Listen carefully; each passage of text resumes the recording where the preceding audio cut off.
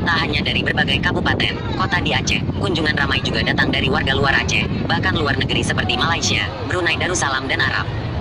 Pengakuan sejumlah warga, kunjungan mereka didasari atas ketakjuban dan kuasa Sang Pencipta pada makam ulama besar ini yang tidak rusak saat bencana gempa dan tsunami Aceh, tanggal 26 Desember tahun 2004 silam. Semua nisan tetap teronggok di areal makam kendati tidak beraturan sesaat setelah tsunami reda. Padahal letak makam dengan pantai sebelum tsunami diperkirakan hanya 1 km. Sedangkan saat ini hanya berjarak 100 meter. Hal itu diakui penjaga makam, Teng Abu Bakar, 70, Rabu, tanggal 9 Januari tahun 2013. Sebagai penduduk asli setempat, Abu Bakar turut takjub menyaksikan keajaiban pada makam Teng Syiah yang lepas dari gulungan tsunami.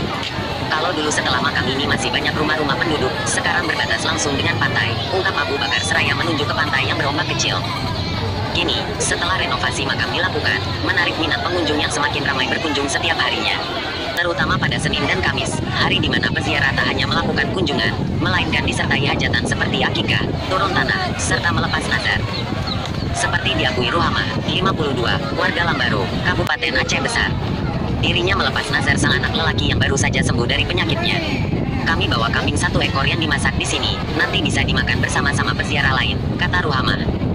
Kedatangannya beserta keluarga sejak pagi dengan membawa seekor kambing setelah terlebih dulu memberitahu pihak penjaga makam yang kemudian menyediakan ruang dapur untuk memasak. Tak hanya kambing, ayam serta binatang ternak lain juga sering dijadikan menu hajatan yang bisa dinikmati semua peziarah di sana. Sedangkan malam hari, aktivitas peziarah sering diisi zikir dan doa bersama oleh berbagai komunitas muslim.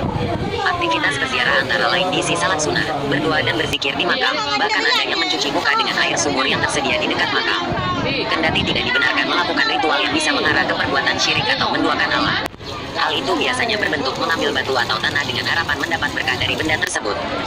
Kini, setiap hari sejak pagi hingga malam aktivitas religi tak pernah sepi dari makam ulama besar yang namanya ditabalkan menjadi nama universitas terbesar dan kenamaan di Aceh tersebut.